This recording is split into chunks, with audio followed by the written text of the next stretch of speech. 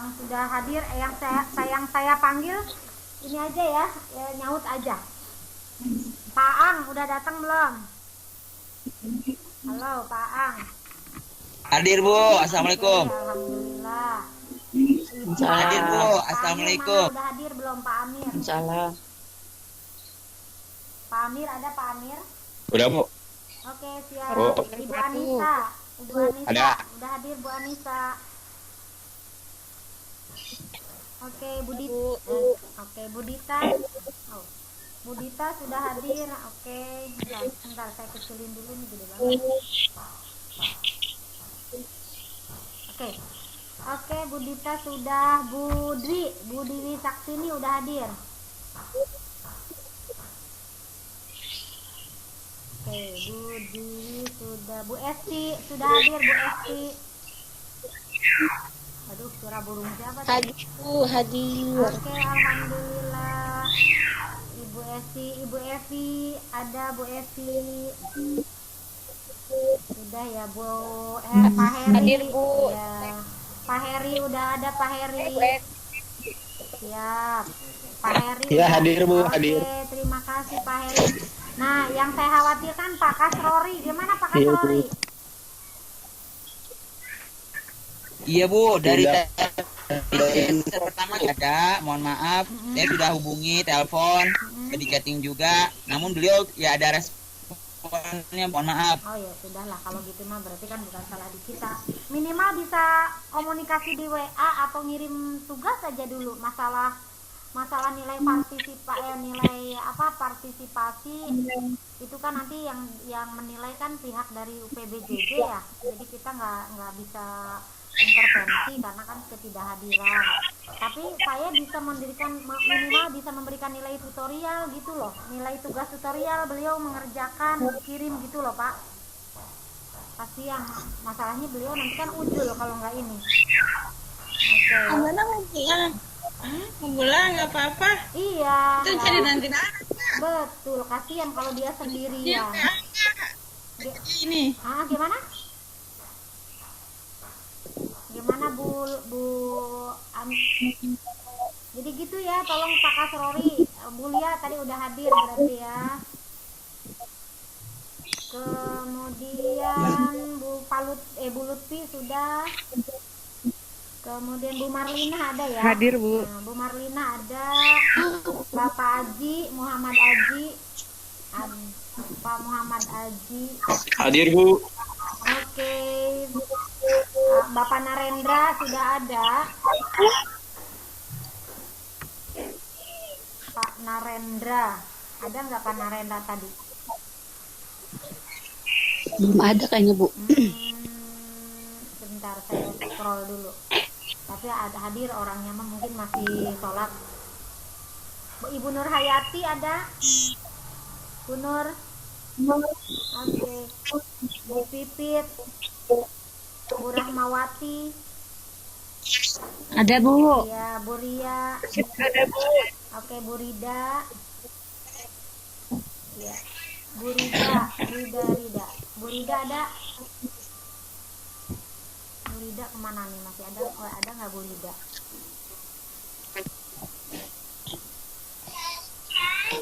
Nah, Bu Rida belum kelihatan nih Bu Rida. Bu Rina.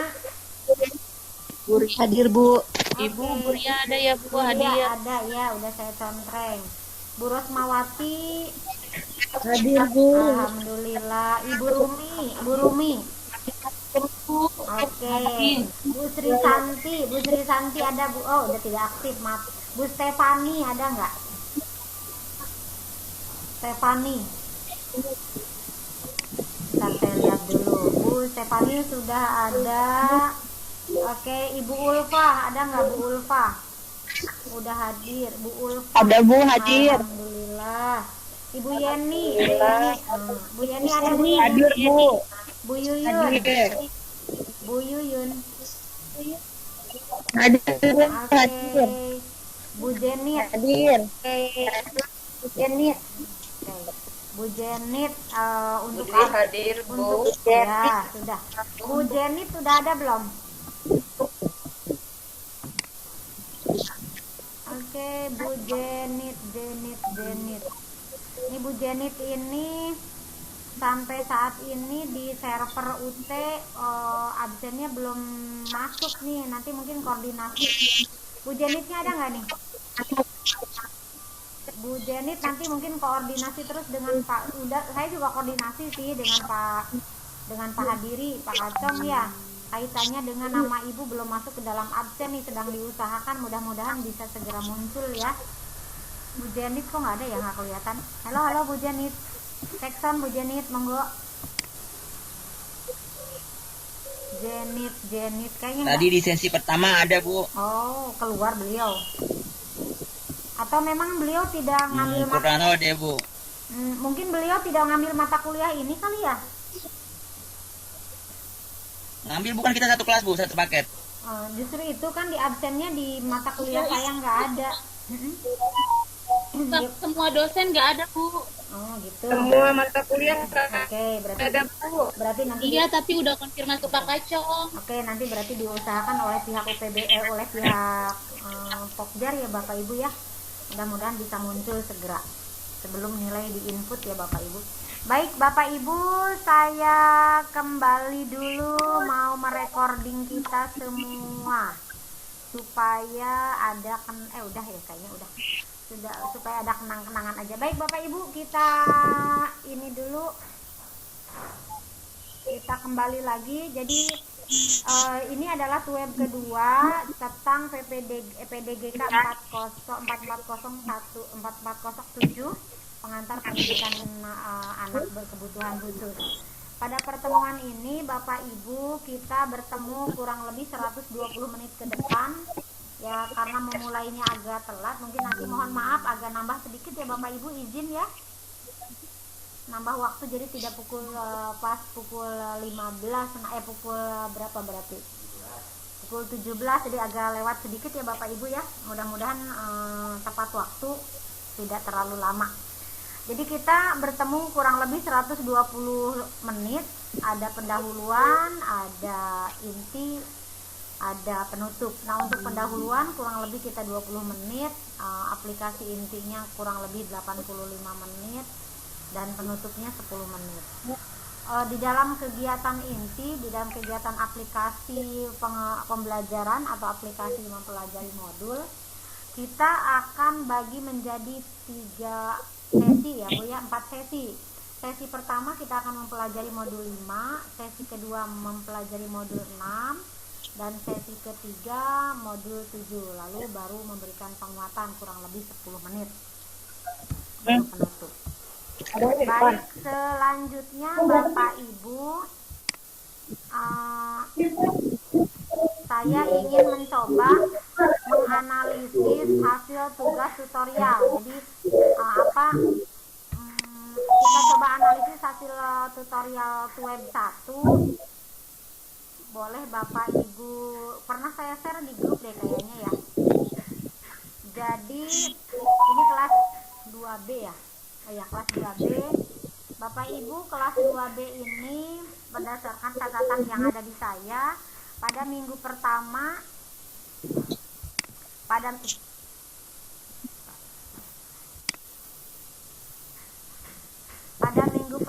itu kita untuk minggu pertama ini hampir seluruh mahasiswa hadir. Oh ini kelas 2A ya. Oh maaf, saya salah klik 2A 2B ya Bapak Ibu ya. Salah. Oke, stop. Nah ini yang ini ya. Nah untuk 2B ini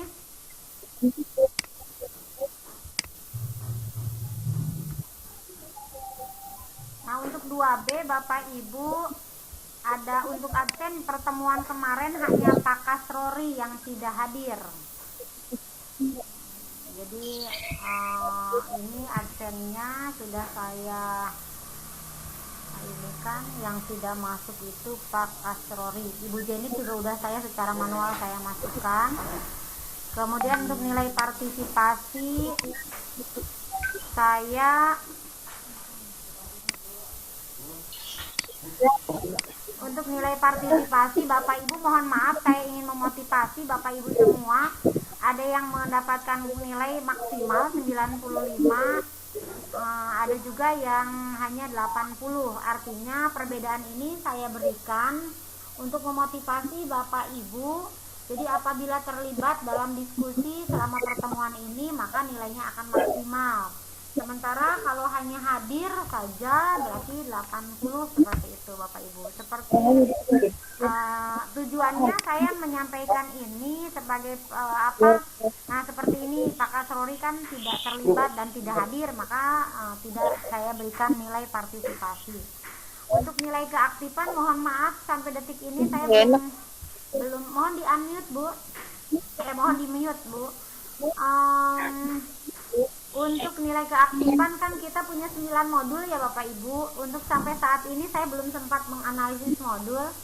Nanti mungkin ketua kelas mohon kerjasamanya atau yang mengkompilasi tugas mohon kerjasamanya. Insya Allah minggu ini akan saya coba analisis modul Bapak Ibu. Baik, nah ini dia. Untuk tugas tutorial pertama yang kemarin ya ada 4 soal ya Bu ya. Satu soalnya bobotnya 25. Jadi ada 4 soal. Nah ini nilai tertinggi, nilai terendahnya Ibu Dewi Saksini, kemudian nilai tertingginya ada 2 ini Bu, ada Ibu Rumi sama Ibu Esti. Nah ini saya memberikan reward kepada Bapak Ibu beragam tergantung keluasan dan kedalaman Bapak Ibu dalam memaparkan tugas. Ada yang apa ya namanya kalau kata saya letterlock lah, apa yang ada di buku ya dipindahkan saja, maka saya memberikannya reward berbeda dengan teman-teman yang mampu mengeksplor mengeksplor apa yang didapat, apa yang ditanyakan seperti itu. Itu ya Bapak Ibu. Itu mungkin feedback dari tugas tutorial 1. Jadi Bapak Ibu dimohon kerjasamanya dalam pelaksanaan tutorial hari ini serta pelaksanaan tugas mungkin bisa dilakukan perbaikan, terutama kaitannya dalam kehadiran, kemudian pengerjaan tugas-tugas mohon dikerjakan secara tepat waktu. Baik Bapak Ibu, selanjutnya saya ingin mengajak Bapak Ibu mengingat kembali materi dari modul 1. Silakan siapa yang mau memaparkan Bapak Ibu dalam 1 kalimat atau 1 paragraf pendek saja ya Bapak Ibu. Sebutkan nama Bapak Ibu. Modul 1 dulu, kita ingat-ingat dulu apa sih yang dipelajari di modul 1. Silakan Pak, Bu, ada yang mau mengeluarkan pendapat? Halo? Halo? Ada yang mau mengeluarkan pendapat Bapak Ibu kaitannya dengan modul 1? Iya Ibu. Siapa nama Bu? Iya Ibu. Ya monggo nama.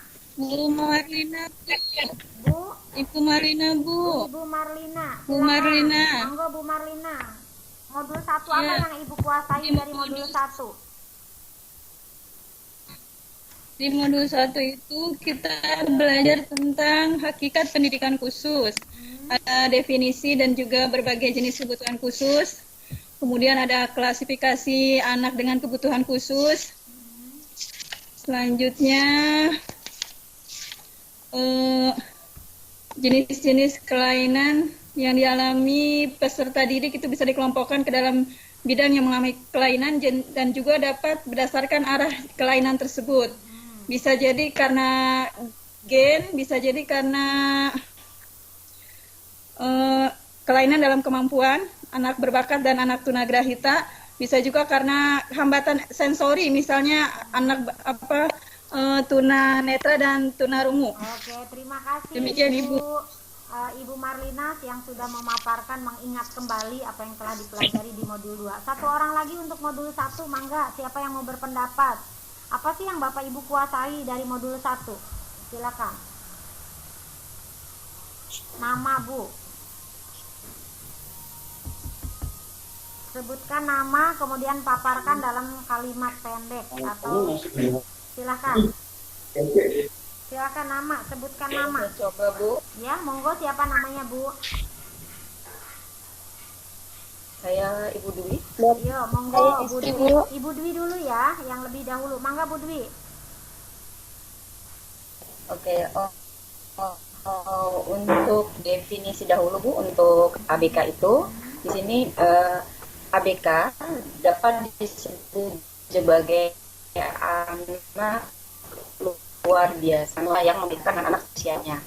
Lalu anak ABK ini berkebutuhan khusus itu mempunyai kelainan penyimpangan dari anak normal yang sifatnya bersifat fisik, tingkah laku maupun kemampuan lainnya. Contohnya tunanetra, tunarungu, tunagrahita, tunadaksa, dan tunalara. Selanjutnya adalah saya dapatkan bahwa klasifikasi ini di sini ada karena kelainan intelektual, terus kelompok penyimpangan karena hambatan indera, terus belajar komunikasi, perilaku. Oke, terima kasih Dan Bu. mungkin itu saja Bu Ini saya. terputus di saya. Oke, lanjut ya Bu ya. Itu modul 1. Jadi di modul 1 banyak belajar tentang definisi, klasifikasi, penyebab, serta hak dan kewajiban anak berkebutuhan khusus. Kita lanjut ya Bu. Untuk modul 2, siapa yang mau mengeluarkan pendapat Bu? Mangga. Ibu, Silakan. Siapa Bu? Namanya Bu? Mangga Ibu. Yang namanya Rida, Bu. Oh Rida, mangga Bu Rida. Ya, silakan Bu Rida. Di modul 2 menjelaskan tentang pengertian dari pelayanan pendidikan. Kedua, menjelaskan tentang pengertian pelayanan pendidikan dan sejarah perkembangan di Indonesia. Maka dari pelayanan itu adalah service. Kemudian yang kedua itu ada sejarah perkembangan Ya. tentang pendidikan. Kemudian yang ketiga, bentuk jenis pelayanan pendidikan. Pertama, segregasi, integrasi, dan inklusi. Kemudian lanjutnya itu ada jenis-jenis pelayanan pendidikan khusus. Yang pertama ada layanan di sekolah biasa, sekolah dengan guru konsultan, model ruang sumber, model kelas khusus, model sekolah khusus siang hari, dan juga model sekolah dalam panti asuhan atau rumah sakit. Kemudian yang ketiga itu adalah pendekatan kolaboratif. Oke, terima kasih Bu Ria pendapatnya yang sudah mengapresiasi, mengingat kembali apa yang telah dipelajari di modul 2. Oke, satu orang lagi untuk modul 2, monggo siapa yang mau mengeluarkan atau mengingat kembali, monggo. Sebutkan nama Bu. Siapa Bu? Saya Mira Bu. Oh, Bu Mira. Saya mau nambah Ya, aja mangga, Bu dari Mira. tahun kita. Ya, Mila Dwi Jayanti. Ya, sudah saya contreng ya. Ini di modul bahas, ada semacam tambahan bawaan. Di situ ada namanya pendekatan kolaboratif dalam pelayanan pendidikan ABK, berasumsi bahwa layanan pendidikan terhadap ABK menjadi lebih efektif jika dilakukan oleh satu tim yang berasal dari berbagai bidang keahlian yang bekerja sama dalam memenuhi kebutuhan mereka. Dalam mengenangi ABK yang ada sekolah di desa, guru dapat berkolaborasi dengan teman sejawat, kepala sekolah, dan orang tua siswa Bu. Saja yang cukup saya Bu. Oke, terima kasih Ibu Ria ya. Ibu Mira ya. Ya, Bu Mira terima kasih. Bu Mira. Ya. Itu nggak saya nyebut nama. Bu Mira kan, Bu Mira di Jayanti ya. Oke, lanjut Bu. Iya Bu.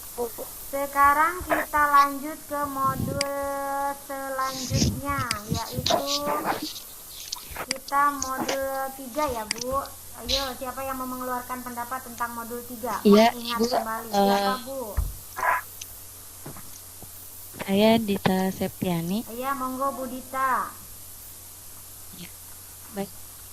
Di modul 3 dipaparkan mengenai pendidikan khusus pada anak keberbakatan, lalu dampak apa saja yang ada pada anak dengan keberbakatan, serta kebutuhan pendidikan anak dan layanan yang diberikan pada anak berbakat. Di sini untuk anak berbakat itu mana kemampuan yang unggul dari anak yang ada di atas normal, sehingga baik dalam kemampuan intelektual maupun non intelektualnya. dengan dampak keberbakatan yang ada meliputi dari berbagai aspek, dari aspek akademiknya, ekonomi, sosial dan emosi, serta fisik dan layanan apa saja yang dapat diberikan dalam anak keberbakatan. Di sini berdasarkan dari kebutuhan pendidikan anak itu sendiri dan juga berkaitan dengan kepentingan yang ada di ibu, seperti itu Ibu. Oke, terima kasih Bu Dita. Satu orang lagi silakan, siapa yang mau mengeluarkan pendapat kaitannya dengan modul 3, monggo. Ayo, mangga Bapak Ibu. Selama Bapak Ibu melakukan aktivitas tutorial ini, baik itu web Kota Tangerang merekam, juga saya melakukan analisis dan merekam aktivitas kita. Mangga Bapak Ibu yang mau mengeluarkan pendapat kaitannya dengan modul 3.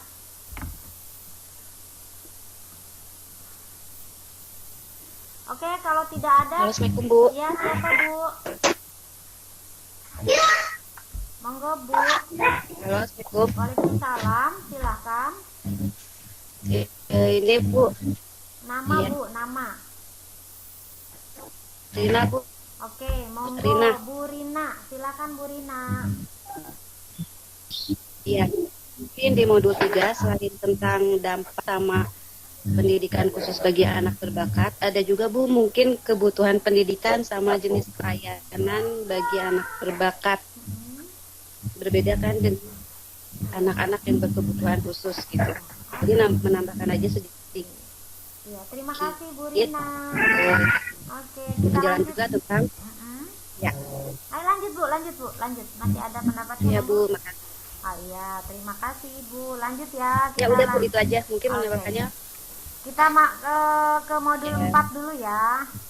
Ke modul 4, silakan ada yang mau memaparkan modul 4. Anita Bu. Halo, Ya, monggo Ibu Anita, Anita, Bu. silakan. Ya, monggo Bu Anita. Ya. Ibu membicarakan tentang tunanetra. Jadi tunanetra adalah mereka yang tidak memiliki penglihatan sama sekali. Ada hal penglihatan tapi tidak mampu menggunakan penglihatannya untuk membaca tulisan yang berukuran 12 poin dalam keadaan tertentu dengan kacamata. Ya. Itu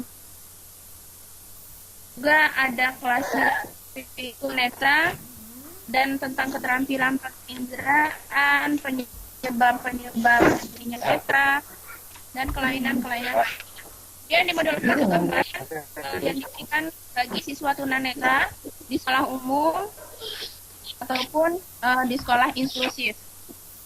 Dijelaskan juga tentang kebutuhan tentang anak-anak yang tunanetra. Oke. Ya mungkin akan ditambahkan dengan yang lain Bu. Oke, terima kasih Bu Anita Ya. atas paparannya. Assalamualaikum. Ya sebentar ya Bu, karena waktu kita ya, nanti di kesempatan yang lain ya Bu ya. Baik Bapak Ibu, saya mohon maaf teman-teman yang belum mendapatkan kesempatan untuk memaparkan atau mengingat kembali modul 1 sampai 4. Selanjutnya saya ingin mengajak teman-teman, mudah-mudahan nih kita nobar dulu sebentar ya, nggak lama. Bentar, mudah-mudahan nyampe ya. Karena ini kalau tadi yang sesi pertama saya sinyalnya tidak mendukung. Coba Bapak Ibu ini sudah muter belum Pak di Bapak Ibu? Ada Nama umur sama pekerjaan tak? Ya, saya Maria Ul, saat ini selaku Ketua Himpunan Wanita Disabilitas Indonesia Provinsi Sulawesi Selatan. videonya terlihat nggak? Belum. Saya Arfan, nama isyarat saya Belum ada Bu. umur saya Kelihatan tulisan. pekerjaan saya kerja di Oh, kafe tulisannya aja. Mela. Slide-nya data di Jadi apa doang yang Bu. Ibu ketahui tentang Udah pejabat slide-nya pemerintah? doang. Tentang pejabat pemerintah. Pejabat pemerintah itu digaji oleh negara. Dan feedback tugas tutorial ya Bu. Masih selain yang tadi, Bu. Selanjutnya Bu, Masih apakah sayang. Ibu pernah memiliki cita-cita untuk jadi pejabat pemerintah? Sangat. Saya ketika SMA saya memiliki cita-cita ingin menjadi hakim. Sayangnya karena akses yang tidak bisa saya dapat, saya hanya bisa bercita-cita tanpa bisa mencapainya. Saya mau kerja di pemerintahan. Iya, jadi punya kok kemampuan untuk kerja di pemerintahan supaya bisa menambah pengalaman sehingga teman-temanku Belum. Kalau terlihat artinya berarti ada sedikit trouble dalam laptop saya. Jadi mungkin untuk kegiatan nobar kita skip ya Bapak Ibu ya.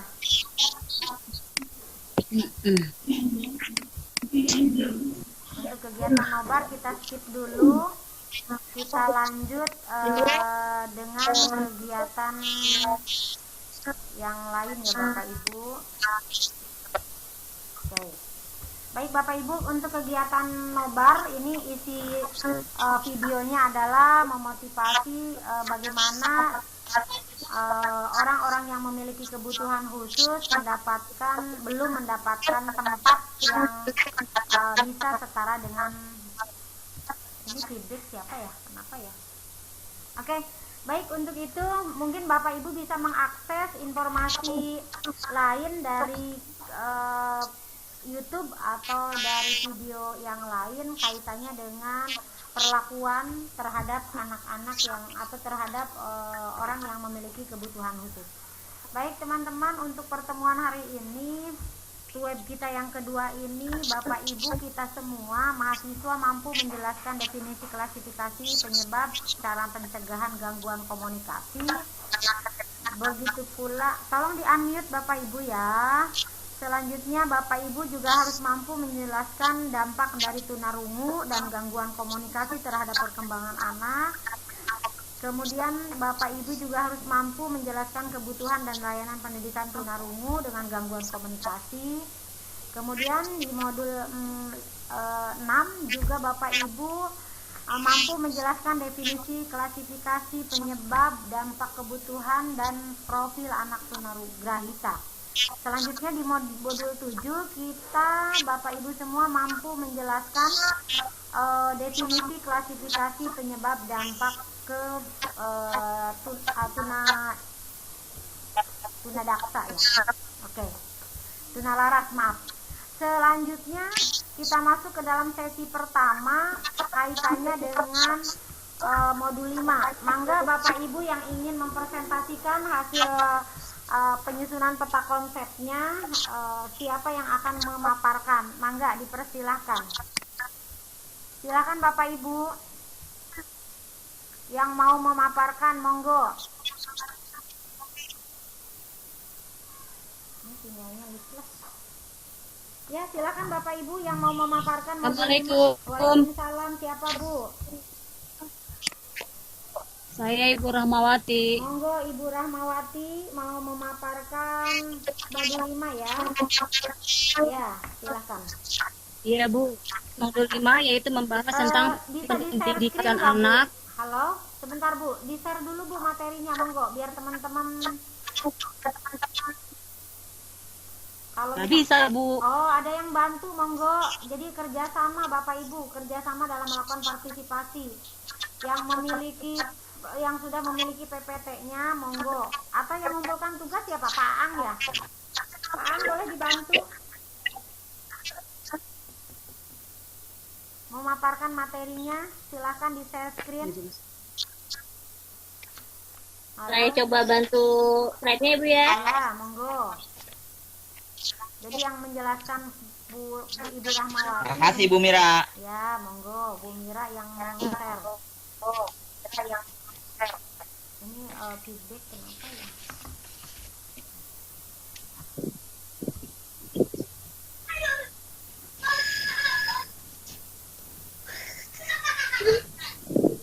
Dari Bu Dwi aja Bu, udah tuh Bu. Ya, monggo. Kakak, si Pasca dong, tolong kesini. Saya coba bantu Bu Rahmawati untuk pemaparannya Bu. Saya PowerPoint-nya silakan Bu Rahmawati, silakan membaca PowerPoint dari saya. Ya, monggo. Budi Saksini akan saya centang.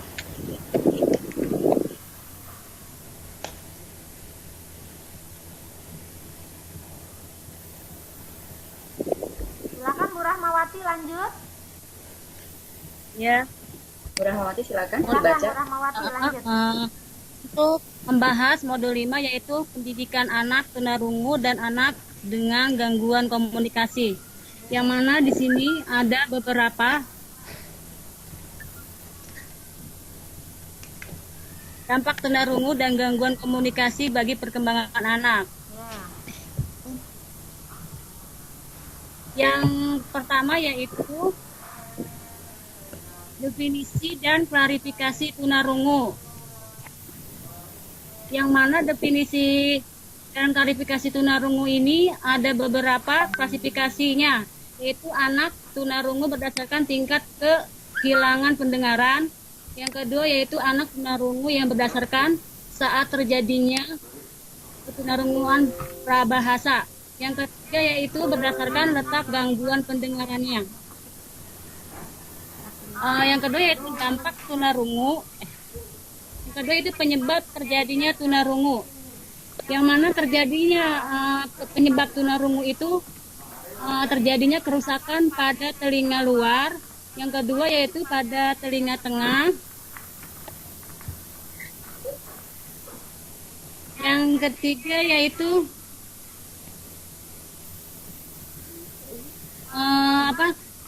disebabkan karena faktor genetik.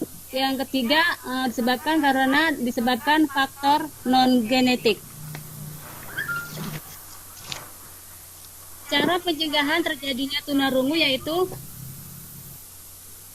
upaya pranikah. Yang pertama upaya pranikah, yang kedua yaitu pada saat hamil.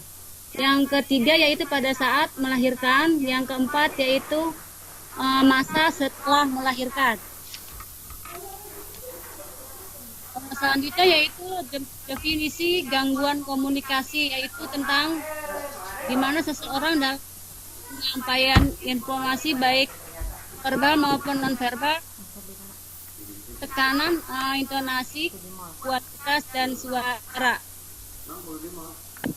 Yang kedua yaitu kegiatan dampak tunarungu dan gangguan komunikasi bagi perkembangan anak. Yang mana dampak tunarungu bagi anak yaitu terjadinya karena yang kedua yaitu dampaknya dengan gangguan komunikasi bagi anak, hambatannya dalam berinteraksi sosial. Yang kedua yaitu hambatannya dalam perkembangan kemampuan akademik. Yang ketiga yaitu pembelajaran yang ketiga tentang kebutuhan khusus dan profil pendidikan anak tunarungu dan anak dengan gangguan komunikasi. Yang mana pertama yaitu kebutuhan khusus anak tunarungu dan anak dengan gangguan komunikasi, yaitu kebutuhan khusus anak tunarungu. Masalah yang utama yaitu akibat ketunarunguan bukan terletak pada ketidakmampuannya berbicara sebagai sarana komunikasi lisan, melainkan terlambatnya kemampuan berbahasa. Yang kedua yaitu kebutuhan khusus anak dengan gangguan komunikasi. Jadi kebutuhan khusus anak tunarungu dan anak yang yaitu kebutuhannya yaitu khusus anak dengan gangguan artikulasi. Kebutuhan khusus anak gagap, anak keterlambatan komunikasi verbal dan autis. Kiranya itu aja Bu. Sekian dari saya. Ya, terima kasih Ibu Rahmawati. Oke, terima kasih Ibu Rahmawati yang sudah memaparkan materinya. Juga ucapan terima kasih untuk Ibu Dwi Saksini yang sudah men-share screen PPT-nya. Baik, kepada teman-teman dipersilakan ada yang mau berpendapat atau menyampaikan pendapatnya atau mau bertanya, monggo. Saya boleh bertanya Bu? Baik, saya ingin bertanya Bu. Atas nama Lutfi. Ibu Lutfi dulu. Lutfi. Ibu Lutfi, mangga Bu Lutfi. Iya. Bu Rahma. Iya, assalamualaikum warahmatullahi wabarakatuh. Waalaikumsalam warahmatullahi wabarakatuh. Yang pertama, bagaimana masalah kognitif dan masalah emosi untuk anak tunarungu. Itu saja, Bu. Terima kasih. Oke, silakan siapa, Bu Rahma atau ada yang lain? Bu Dwi mau menanggapi? Monggo, Bu Dwi. Ya, silakan. Ingin bertanya dulu, Bun. Bertanya Karena ada atau yang menanggapi? sedikit mengganggu. Tanggapi dulu. Bertanya dulu, Bun. Oh, bertanya deh, boleh deh satu lagi. Bu Bertanya Dwi. dulu, Ya. Bun, karena ada sedikit yang agak mengganggu di saya ya. Di sini adalah masalah gangguan emosi. Saya ingin menanyakan, kenapa sih gangguan emosi itu dapat mempengaruhi perkembangan bahasa pada anak?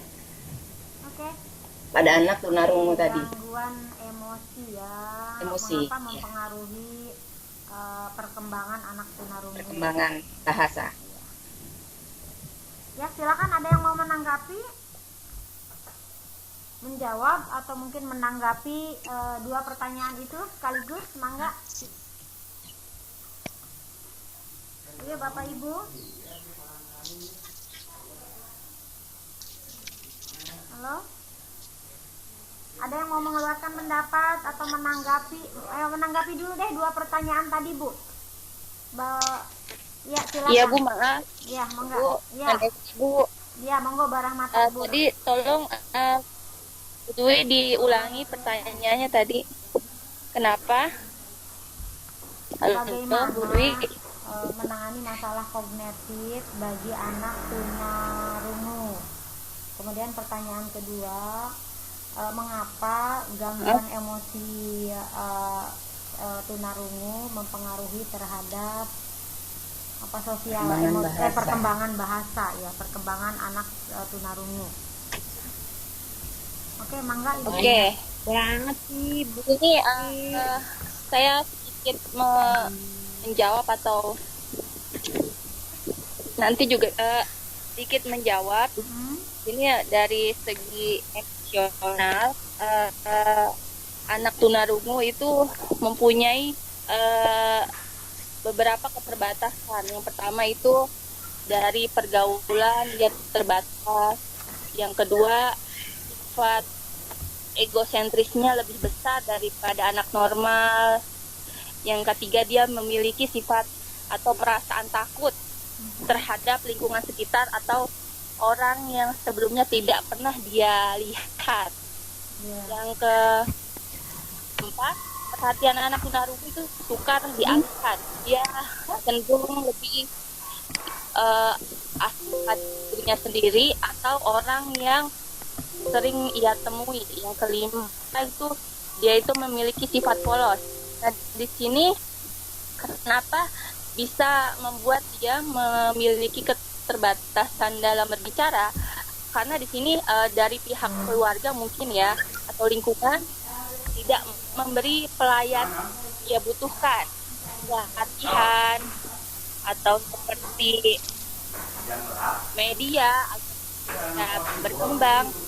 Dari media mungkin dia bisa diberikan alat bantu dengar.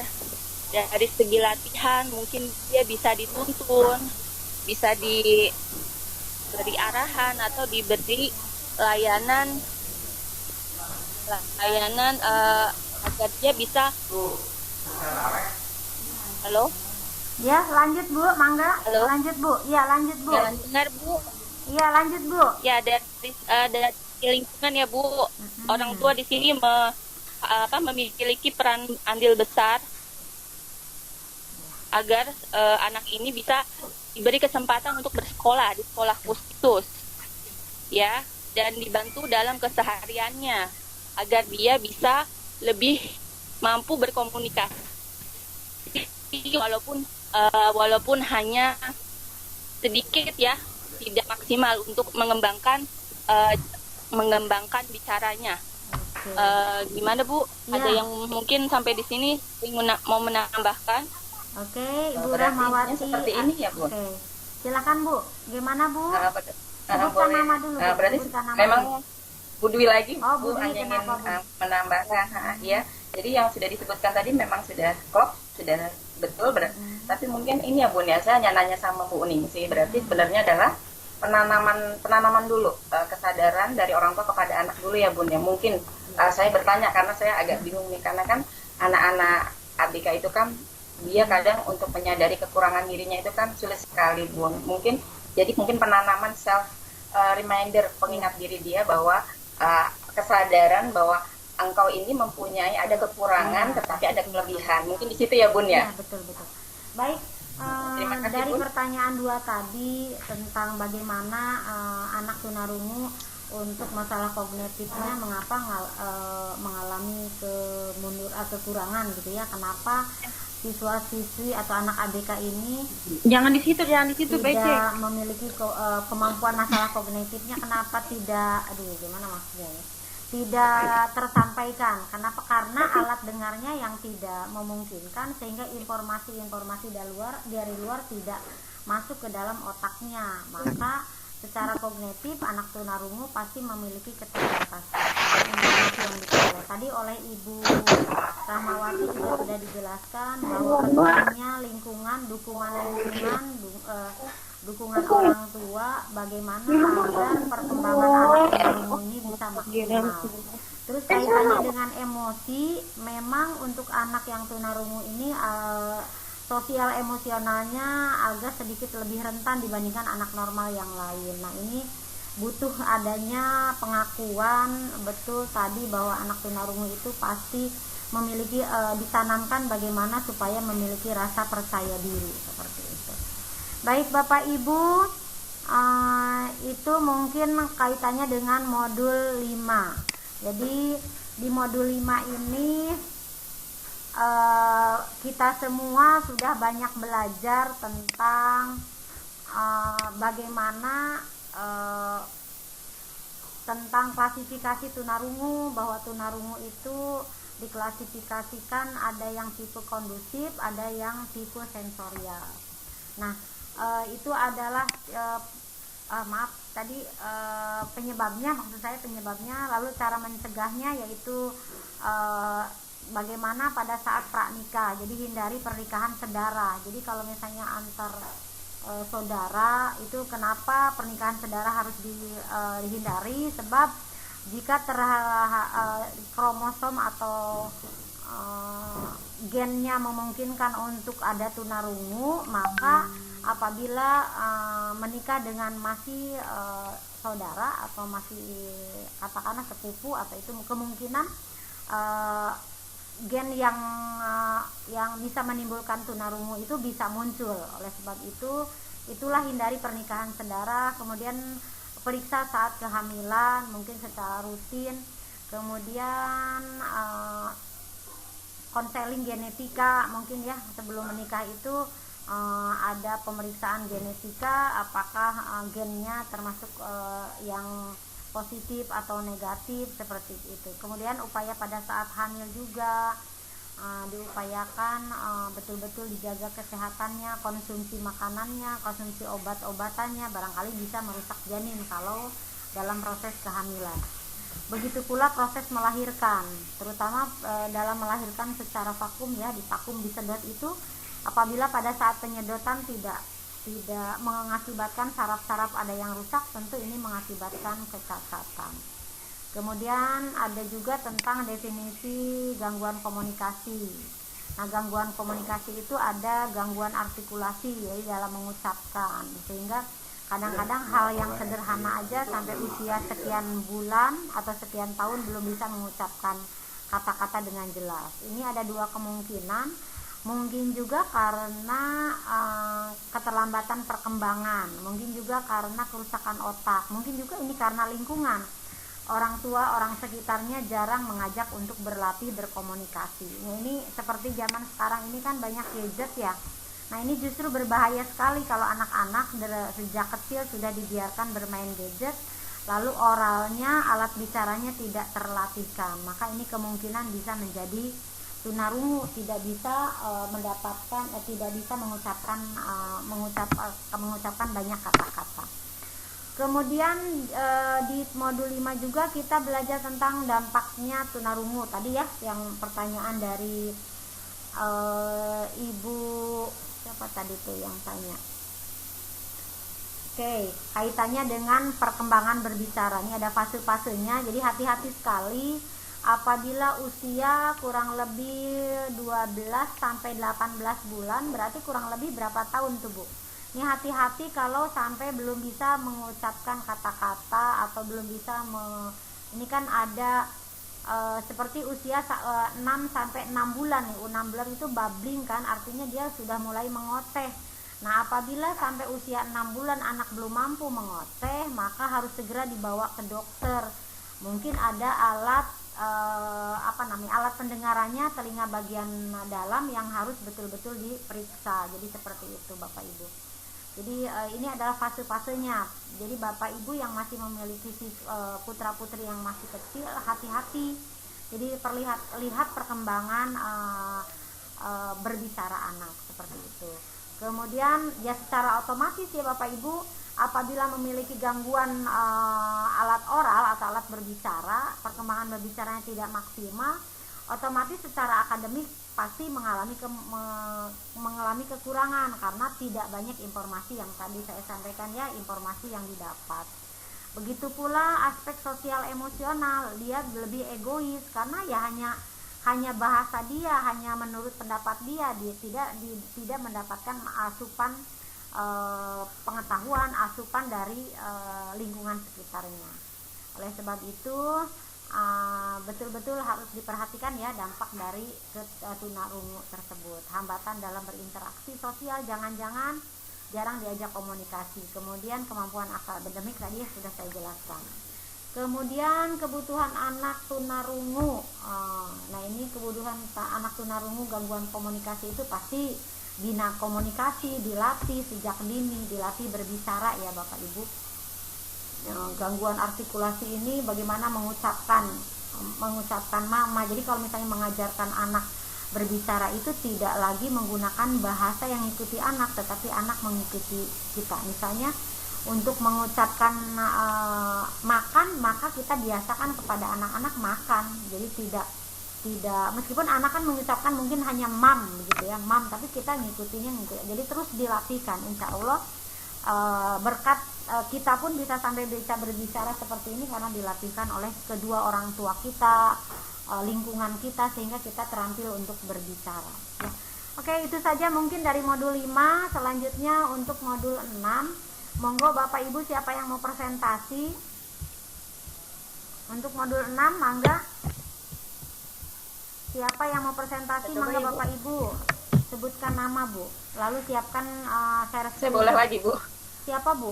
Ibu Budi lagi Bu. Jangan atuh gantian, siapa ini yang belum? Mau nyoba Bu?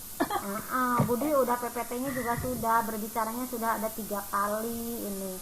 Kemudian Bu Rahmawati sudah beberapa kali. Yang belum nih Bu, Pak Ang barangkali mau presentasi, mangga. Pak Amir, Bu Anissa, halo. Udah kecapean nih kayaknya.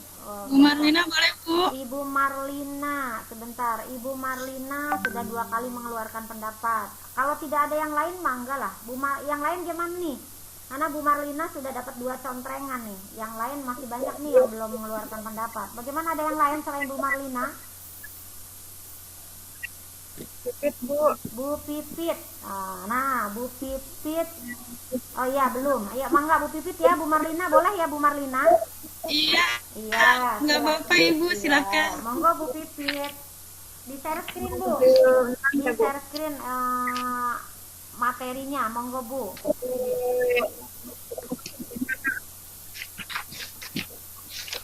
Sudah belum Bu? Belum. Sudah ada belum Bu? Belum ada.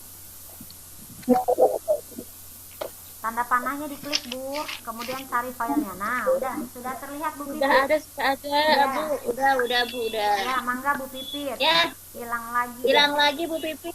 Checklist lagi hilang. Ya. Hilang. Bentar.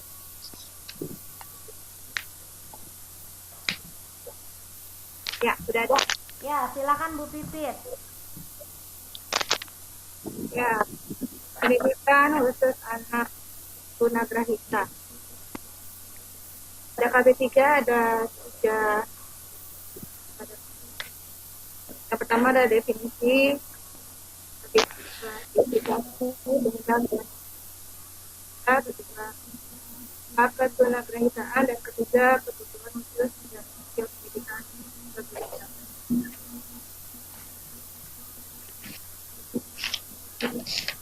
Definisi tunagrahita menurut istilah ada 8.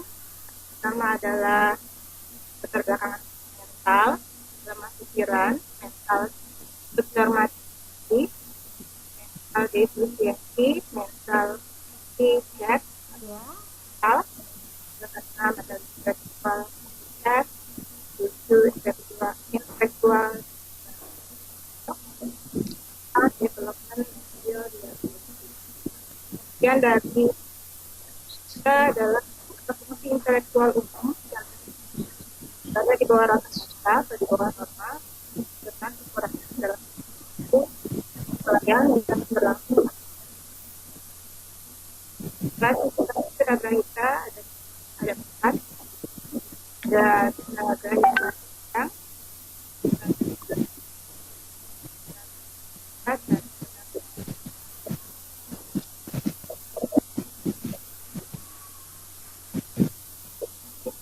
ini dari tenaga kita itu yang pertama mongoloid biasanya dia wajib, lalu berjadwal halus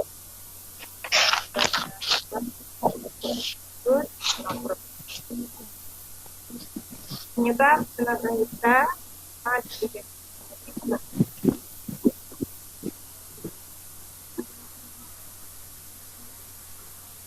lalu overpromotion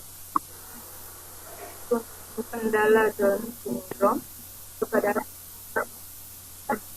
berat sakit rubella pada jenis sifilis, lalu akibat alkohol atau yang pada saat dia menjadi kelainan dan alat kedokteran kepala lalu setelah persidangan tentang penyakit radang otak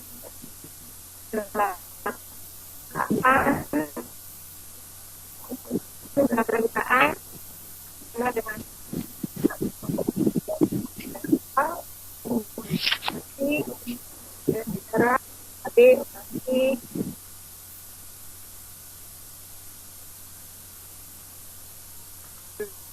putus-putus ya, di saya putus-putus, di teman-teman gimana, jelas?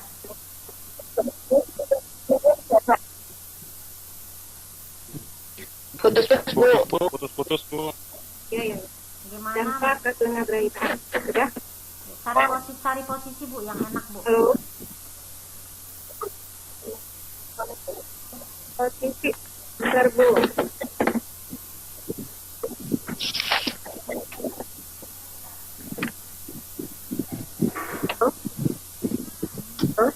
Iya, lanjut Bu. Halo. Iya, lanjut Bu. Udah jelas Ya, ayo. dampak Bu. Iya, lanjut. Dampak ketunagrahtaan secara umum terhadap akademik, dia cenderung menghindar untuk berpikir, bukan memusatkan perhatian, sedikit dalam minat belajar, cepat lupa, suka membuat kreasi baru, tentang karakternya pendek. Dalam sosial dan emosional, dia tidak mampu memahami sosial dan keluarga karena dia masih lalu tidak dapat mengurus diri dan tidak dapat dan tidak dapat komunikasi. Secara fisik, tubuh maupun kurang sikap gerakan kurang dapat sempurna dan kurangnya kesalahan.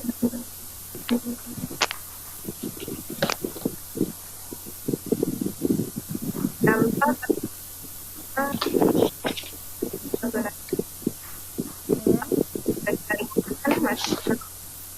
melakukan kegiatan ini belajar harus berkata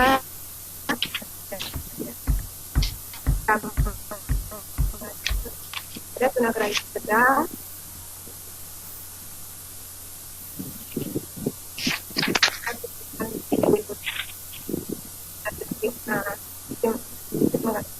Oke, ini terputus-putus ya. Barangkali ada yang bisa membantu untuk PPT-nya, mungkin nggak apa-apa punya Bu Pipit ya.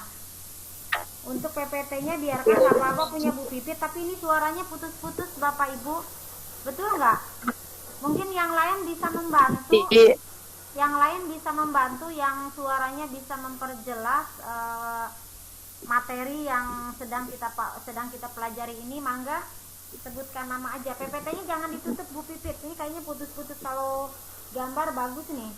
Iya Bu. Ya mangga yang mau bantu menjelaskan, melanjutkan dari dampak ketunagrahitaan dari tingkat Bu Yuyun, Bu. Ya mangga Bu Yuyun. Yuk saya centang. Mangga Bu Yuyun. Bu Yuyun. Ya silakan Bu Yuyun. Maaf ya Bu Pipit ya. Ya mangga Bu Yuyun. Iya Bu.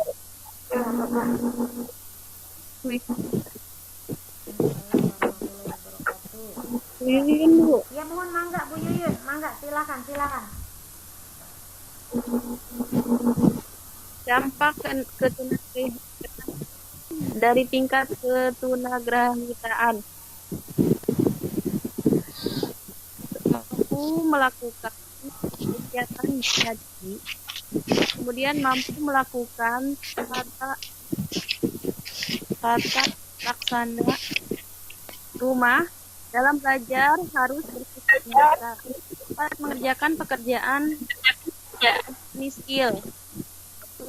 Kita sedang melakukan kegiatan bina diri khusus untuk kebutuhan diri sendiri. Sedikit menggantungkan diri kepada orang terdekatnya. Dapat mengerjakan sesuatu yang bersifat rutin dan membutuhkan pengawasan. Dalam aktivitas dan melakukan hal yang bersifat sedangkan tunagrahita berat dan tuan seumur hidupnya dapat dilatih sifat sederhana.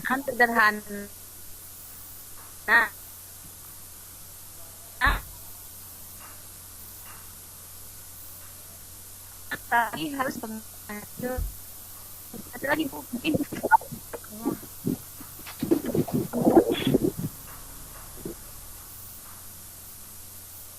Putus-putus juga ya Bu Yuyun ya. Yang tempat lain gimana? Bu Yuyun jelas nggak Bu? Ya Bu. Jelas nggak Bu Yuyun? Putus-putus. Berarti hampir merata ya. Oke, terima kasih Bu Yuyun. Mungkin bisa dibantu dengan yang lain. Ibu juga putus-putus. Ya, monggo. Siapa yang mau? Coba saya Bu, Jaya Wandasari Ya, Bu. monggo Ibu Jaya Wandasari. Silakan. Ya. Pakainya pakai punya Bu Pipit ya Bu ya? Ya, nggak apa-apa biar nggak lama lagi ya. Sama aja. Nanti Ibu kembangkan aja Bu sesuai dengan pendapat Ibu. Mangga Ya. Bu. Oke. Ya. Dampak ketunagrahitaan dari waktu terjadinya. Sejak lahir, tidak bereaksi terhadap rangsangan, tampak mengantuk saja. Aduh, hilang Bu. Ya, lanjut. Dulu. Ya, silakan. Ya udah.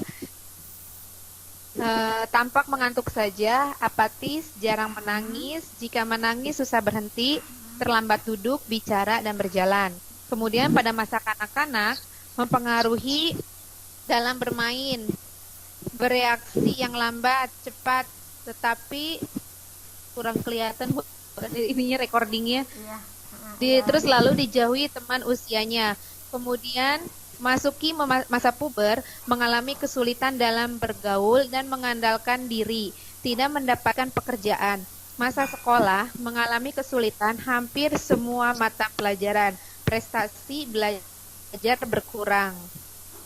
Jelas nggak Bu suaranya Bu? Jelas Bu, bagus Bu. Ayo, Jelas lanjut. Bu. Lanjut. Jelas. Kemudian kegiatan belajar ketiga, kebutuhan khusus anak grahita. Dalam kebutuhan pendidikannya pertama, jenis mata pelajaran, penentuan materi lebih banyak diarahkan pada pelajaran keterampilan. Waktu belajar untuk pengulangan materinya membutuhkan waktu yang berulang-ulang. Ya, lanjut Bu. Kemudian tetapi mereka mengalami kesulitan, sementara kebutuhan seksual berkembang normal. Masalah tersebut akan berkembang menjadi gangguan emosional termasuk keluarganya. Sangat diperlukan agar keluarga mau membantu dan menerima anaknya serta mengembangkan potensi yang dimilikinya. Kemudian kebutuhan fisik dan kesehatan. Bagi tunagrahita sedang dan berat, kemungkinan mengalami gangguan fisik. Ketidakmampuan memelihara diri mengakibatkan mereka cenderung mengalami sakit. Lanjut Bu Pipit. Lanjut Bu Pipit. Ya, nggak apa-apa, Bu. profil pendidikan anak tunagrahita. Tujuan pendidikan anak tunagrahita bagi tunagrahita ringan dapat mengurus dan membina diri, dapat bergaul di masyarakat dan untuk berkehidupannya. Kemudian bagi tunagrahita sedang dapat mengurus diri sendiri, dapat bergaul, dapat mengerjakan sesuatu secara rutin. Enggak kelihatan Bu selanjutnya. Terus yang bagi tunagrahita berat dan sangat berat, dapat mengurus diri secara sederhana, melakukan kesibukan yang bermanfaat, dapat gembira. Saya tambahkan yang ketiga ya, yaitu mampu memberikan sinyal-sinyal kepada orang-orang di sekitarnya bahwa dia membutuhkan sesuatu. Lanjut Bu. Ya, silakan. Profil. Lalu tujuan, profil pendidikan anak tunagrahita. Tujuan pendidikan anak tunagrahita. Tempat pendidikannya, pertama sekolah khusus, kedua kelas jauh, ketiga guru berkunjung, keempat lembaga perawatan. Di sekolah umum dengan sistem integrasi atau terpadu. Di kelas nomor pertama di kelas biasa tanpa kekhususan, artinya mereka sama dengan teman-teman yang normal belajarnya. Kemudian nomor 2 di kelas biasa dengan guru konsultan. Yang ketiga, di kelas biasa dengan guru kunjung. Yang keempat, di kelas biasa dengan ruang sumber. Yang kelima, di kelas khusus sebagian waktu. Yang keenam, kelas khusus. Saya rasa kalau di sekolah umum dengan sistem integrasi, penjelasannya sama kayak di bagian kebutuhan khusus lainnya ya Bu ya. Kemudian di sekolah biasa dengan sistem inklusif. Pertama, belajar bersama anak biasa, kemudian yang kedua disediakan program dan model layanan khusus. Ada lagi Bu Pipit? Cara khas pelayanan tunagrahita. Ciri khususnya, yang pertama, bahasa yang digunakan adalah bahasa sederhana. Kedua, penempatan anak tunagrahita di bagian depan kelas dan berdekatan dengan anak yang kira-kira hampir sama kemampuannya. Kemudian yang ketiga, ketersediaan program khusus. Kemudian prinsip khususnya, yang pertama prinsip skala perkembangan mental, yang kedua prinsip kecepatan motorik, yang ketiga prinsip keperagaan, keempat prinsip pengulangan, kelima prinsip individualis. Lanjut Bu Pipit.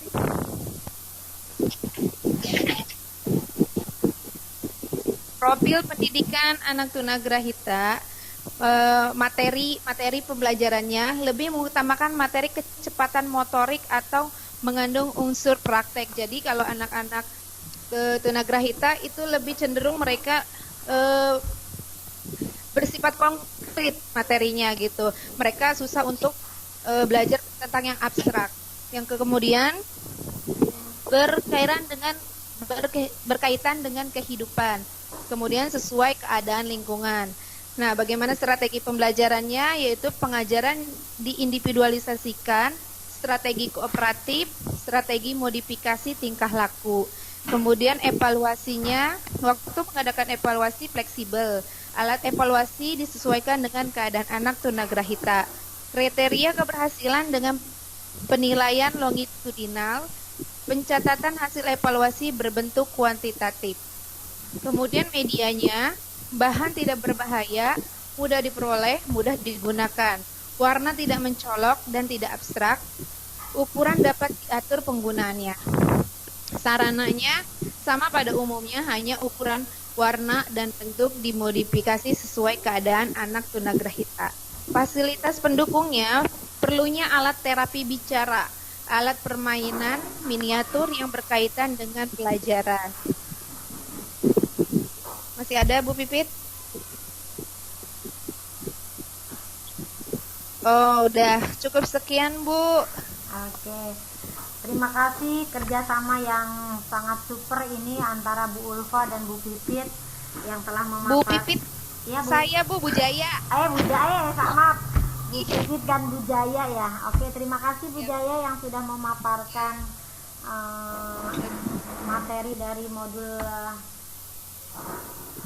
6 ini. Mudah-mudahan bisa kita maknai atau bisa kita pahami kaitannya dengan tunagrahita. Monggo teman-teman, ada yang mau bertanya atau mengeluarkan pendapat kaitannya dengan siapa Bu? Saya Bu. Narendra Bu. Saya mau tanya Bu. Ya, Pak Narendra dulu yang duluan menyebutkan nama. Monggo. Pak Narendra, silakan. Saya mau tanya untuk Bu Bibit. Kalau misalnya orang tuanya dari perempuan, dia tunagrahita, berat. Terus dia menikah dengan seorang laki-laki yang normal. Apakah kira-kira anak keturunannya juga akan tunagrahita, Bu? Itu saja, Bu, pertanyaan saya ya. Iya. Silakan, ada yang mau menjawab satu persatu aja? Bantu jawab ya, Bu. Oh, iya. Aang, Bu. Pak Aang, mangga, Pak Aang. Bantu jawab sekaligus nanya ya, Bu. Ya, siap. Pak Aang. Narendra, kalau seandainya ada seorang tunagrahita menikah dengan laki-laki normal lah ya gitu. Nah, jadi nanti anaknya itu akan ada gen pembawa carrier, jadi istilahnya nanti kemungkinan ada juga yang normal gitu, tapi dia nanti di keturunannya itu akan ada yang sama dengan si pembawanya, yaitu ibunya mungkin tunagrahita. Seperti itu, Bu, kalau mungkin. Terus saya mau tanya, Bu, boleh? Iya, monggo lanjut. Ya, mungkin nanti ada yang menambahkan. Saya mau tanya, Bu, adik ipar saya termasuk tunagrahita. Mungkin jenis tipenya Down syndrome ya, Bu. Mongol kali ya, karena wajahnya itu emang mirip dengan itu. Berat ya, Pak? Sedang kalau yang saya tanyakan, karena kan ya, karena memang katanya, karena ini adik ipar saya, katanya umur 6 tahun itu memang baru mulai bicara gitu, baru mulai 6 tahun itu baru mulai bicara. Ya, sorry Bu, maaf, jalan. Bicara jalan, Bu, baru mulai jalan itu 6 tahun. Nah, terus ya sekarang gitu istilahnya menjelasnya dewasa, itu kata orang tuanya dan kata kakak-kakaknya itu ada penurunan, Bu, penurunan kecerdasan atau kebiasaan gitu, yang katanya itu memang seperti itu gitu. Nah, saya mau tanyakan, apakah memang ada kecenderungan tunagrahita itu semakin lama kecenderungannya tingkat ininya menurun, Bu? Itu aja, Bu, mungkin. Maaf, Bu. Terima kasih. Wassalamualaikum. Waalaikumsalam. Ya, terima kasih Pak Aang yang udah menyelesaikan masalah sekaligus nambah masalah ya, Pak ya. Ya. Monggo teman-teman, ada yang mau menanggapi pertanyaan dari Pak Narendra maupun dari Pak Aang? Dengan siapa? Saya, Bu. Saya bantu jawab pertanyaan Pak Aang, Bu. Oh, jadi ini mah berbalas pantun atuh. Ya, silakan, nggak apa-apa, yuk Pak Narendra. Mungkin gini. Saya contreng lagi Pak Narendra. Kalau untuk klasifikasi tunagrahita tahun 91 kan ada tunagrahita ringan, sedang, dan berat. Ringan itu IQ itu 50 sampai 70. Tunagrahita sedang IQ-nya 30 sampai 50, dan tunagrahita berat, sangat berat, itu IQ-nya hanya 30. Mungkin IQ mah tidak turun, menurut saya IQ tidak turun, tetapi karena memang seumuran anak 6 tahun itu IQ-nya yang lain berkembang, yang ini berkembangnya lambat sehingga kelihatan turun. Padahal perjalanan IQ itu ya akan sama, karena takarannya kalau klasifikasi saya, kalau mongoloid kan berarti termasuk yang agak sedikit berat gitu, Bu. Sehingga ya 30 saja. Ya antara sedang ke berat gitu, Bu ya. Kalau ibarat motor ya kilometer 30 sampai 40 kilo gitu. Nah, yang lain sudah cepat, ya bukannya kita lambat, tapi perjalanannya seperti itu. Oke, terima kasih dari kasih saya. Pak Narendra yang sudah berbalas pantun, hebat nih. Yang lain bagaimana? Ada yang mau menambahkan atau asal jangan dulu nambah masalah nih? Mangga. Siapa? Bu Nur Hayati. Iya Pak Narendra, terima kasih Pak Narendra. Bu Nur, ayo Saya mangga. tahu. Sama-sama.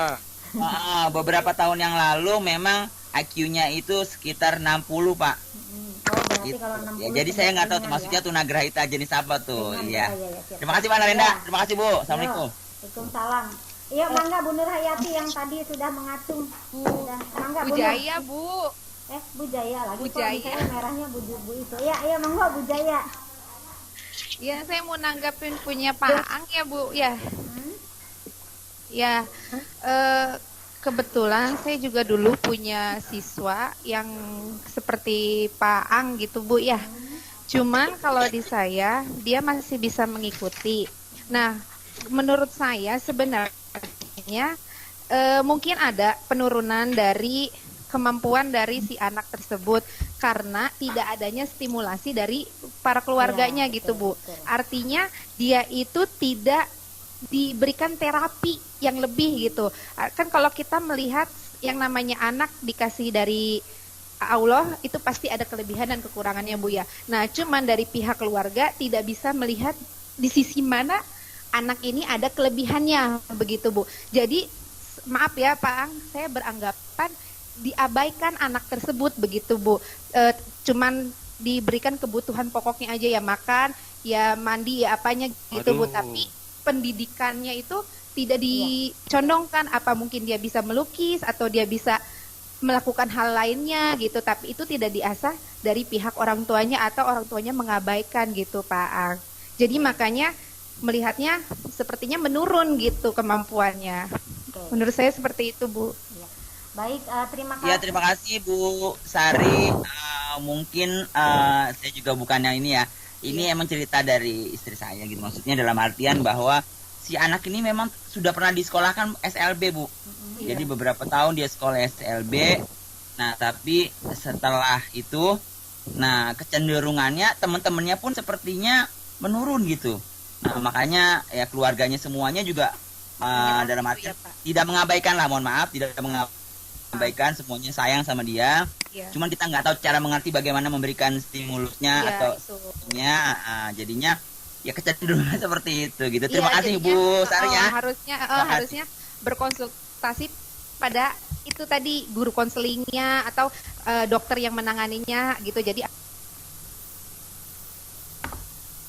halo. Stimulasi bagian mana yang bisa dicondongkan atau di apa namanya ya, diperlihatkan bahwa dia tuh mampu di bidang ini gitu, Pak, maksudnya.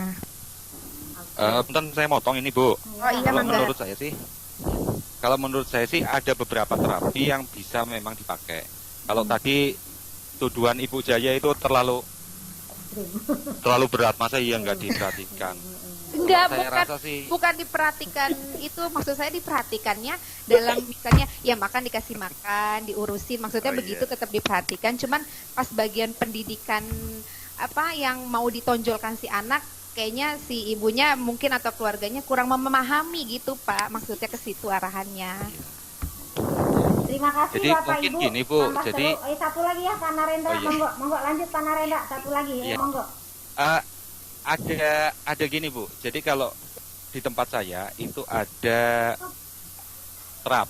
terapinya renang gitu, Bu.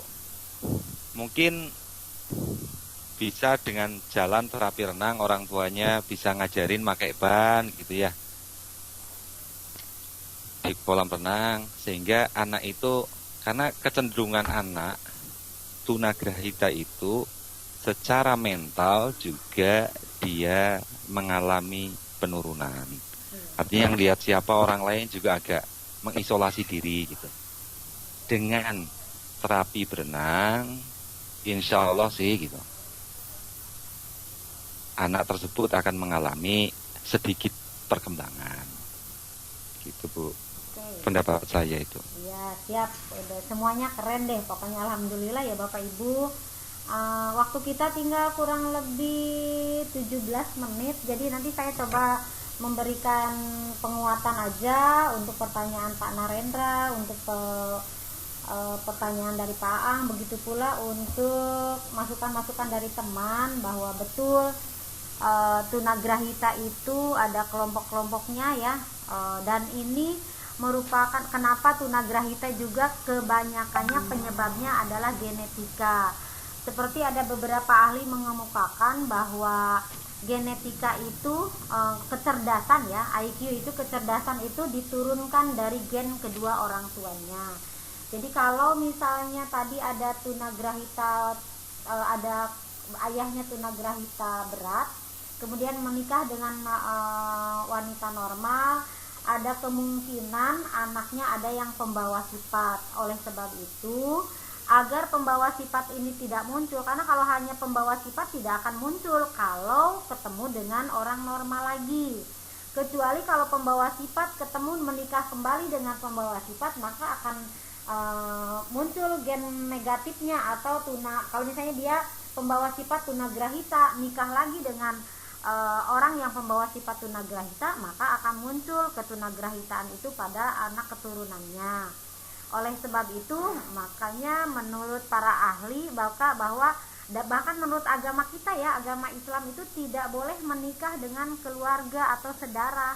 Harapannya gen apabila ada gen negatif yang ada dalam darah kita, dalam gen kita, mungkin kalau kita nikah dengan orang lain yang gennya tidak pembawa sifat negatif akan menjadi lebih baik.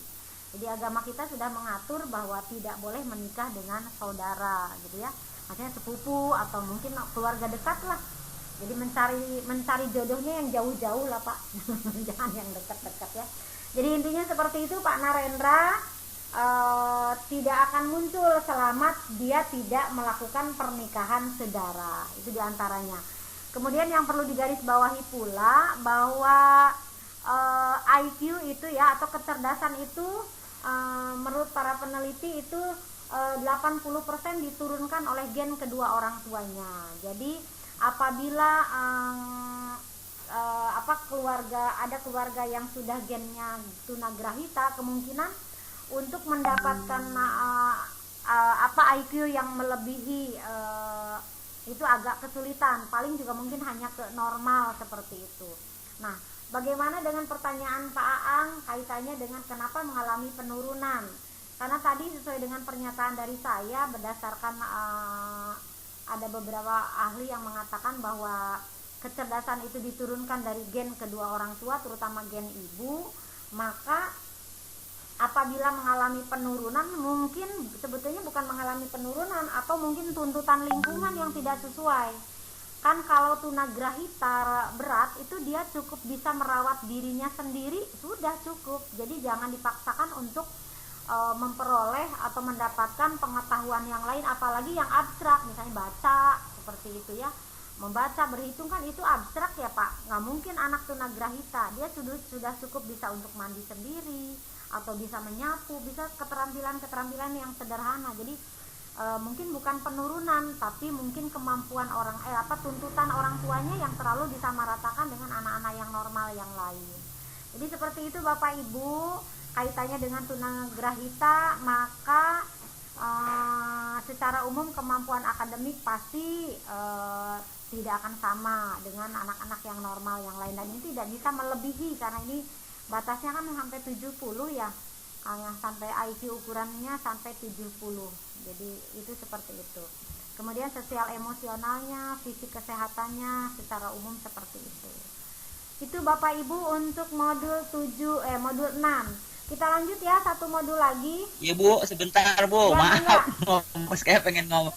Iya, mohon maaf, yang tadi saya bilang itu adik ipar saya, kalau dibilang sudah mandiri sih mandiri Bu, dia udah bisa membereskan istilahnya mandi sendiri, ya, sampai mohon maaf sampai buang ngurus headnya saja bisa gitu.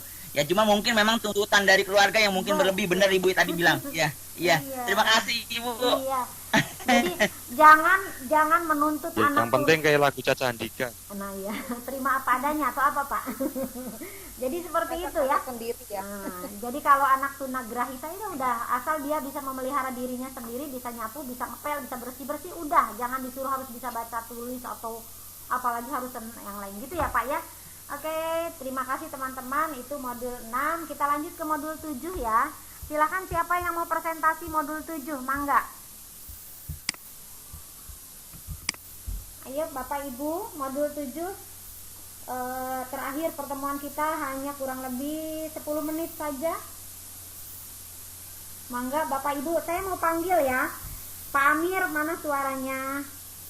Bu Anissa, Ibu Esti nih yang tadi pengen, mana nih, belum dapat kesempatan nih. Bu Esti tidur jangan-jangan nih. Iya Bu. Ya mangga Bu Esti, tadi enggak. Bu Esti lobet baterainya. Oh gitu ya. Tadi kesilep kayaknya Bu Esti. Ya mangga Bu Esti. Handphonenya lobet Bu. Bantu katanya Ki. Oh gitu. Yang lain aja. Mangga yang lain atau mangga. Ibu Evi. Iya. Bu Evi, Pak Heri nih belum mengeluarkan pendapat. Bu Lia juga belum. Bapak Muhammad Aji kemana nih Ya, suaranya?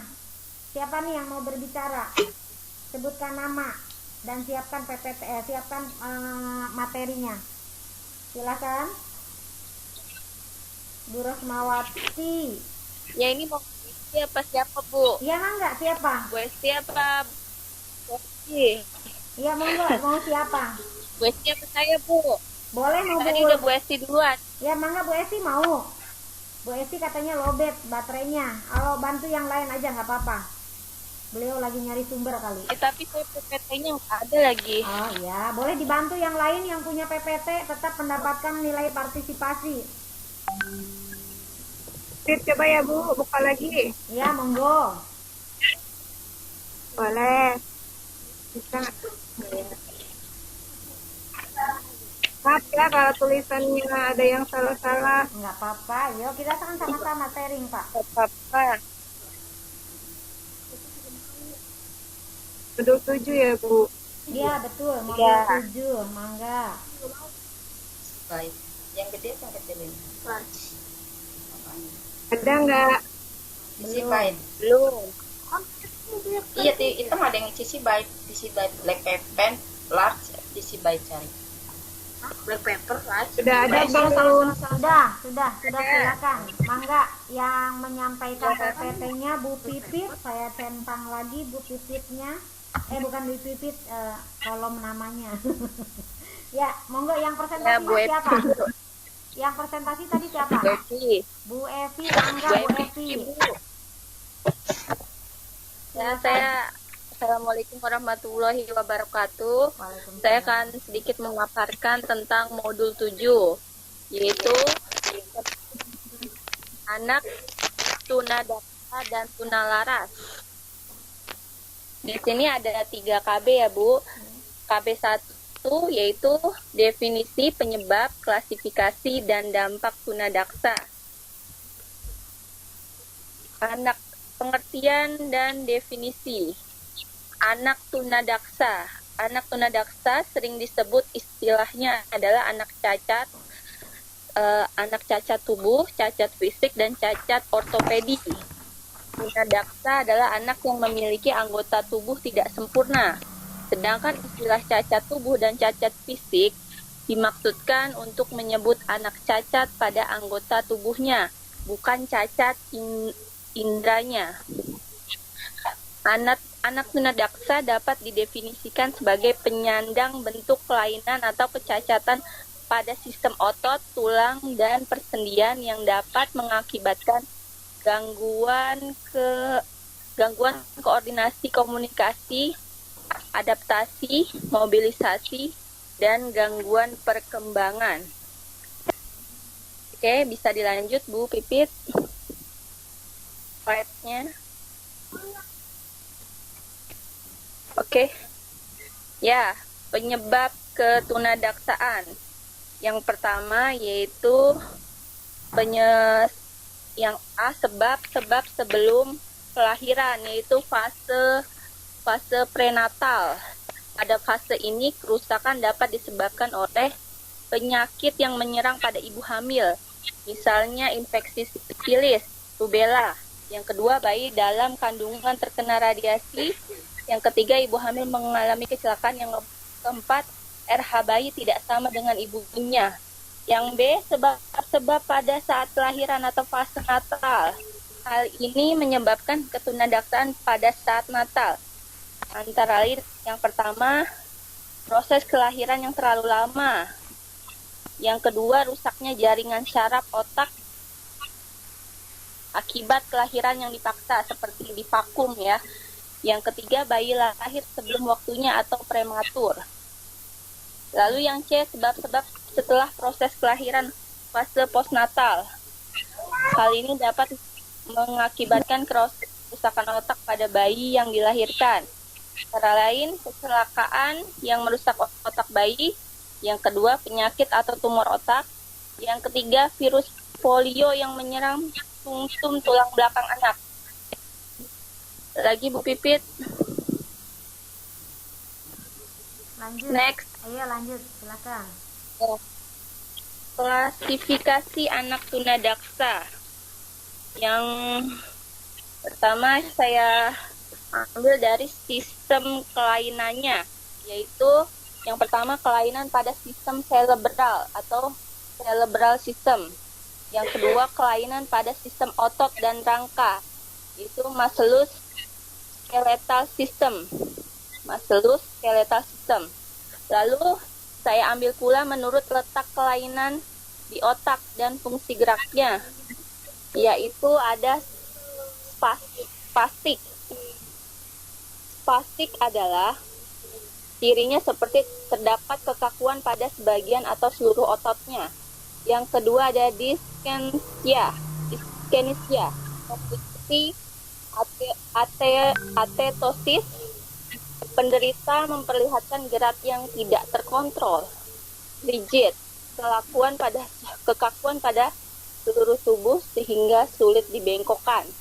Tremor, getaran kecil yang terus-menerus pada mata, tangan, atau pada kepala. Yang ketiga, ataksia, adanya gangguan keseimbangan. Yang keempat, jenis campuran. Seorang anak mempunyai kelainan 2 atau lebih dari tipe-tipe di atas. Lalu saya ambil dari penggolongan anak tunadaksa dalam kelompok sistem kelainan. Dalam kelompok sistem kelainan, sistem otot dan rangka, yang pertama ada poliomyelitis. Poliomyelitis yaitu suatu infeksi pada sumsum tulang belakang yang disebabkan oleh virus polio. Yang kedua ada muscle dystrophy, jenis penyakit yang mengakibatkan otot tidak berkembang karena mengalami kelumpuhan yang sifatnya progresif dan simetris. Yang ketiga ada spina bifida, jenis kelainan pada tulang belakang yang ditandai dengan terbukanya 1 atau 3 ruas tulang belakang dan tidak tertutupnya kembali selama proses perkembangan. Lanjut Bu Pipit. Ya, lanjut Bu. Ayo. Agak dipercepat ya Ibu, waktu kita sudah hampir habis. Yaitu ada dampak aspek akademik. Tunadaksa pada sistem otot tingkat kecerdasan normal dapat mengikuti pelajaran. Tunadaksa sistem cerebral, kecerdasannya berentang mulai dari tingkat sangat rendah sampai sangat tinggi. Yang kedua, dampak sosial emosional. Dampak sosial mengakibatkan malas belajar, perilaku salah. Dampak emosionalnya mudah tersinggung, mudah marah, rendah diri, kurang dapat bergaul, malu, penyendiri, dan frustasi. Yang ketiga ada fisik atau kesehatan. Dampak kesehatan mengalami sakit gigi, kurangnya pendengaran, penglihatan, dan gangguan bicara, dan gangguan motorik. Lanjut Bu.